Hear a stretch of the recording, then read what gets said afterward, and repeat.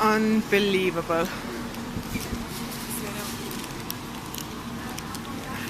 This now is Irish nation preparing for Snowstorm. There is no bread.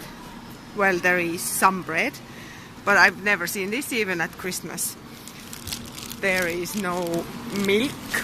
There is, but there is just expensive sorts left.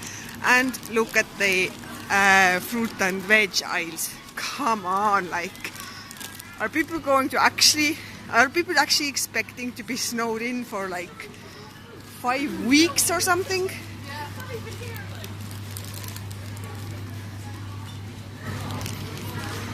And that's where the potatoes are supposed to be. Thank God I don't need them because I have at home.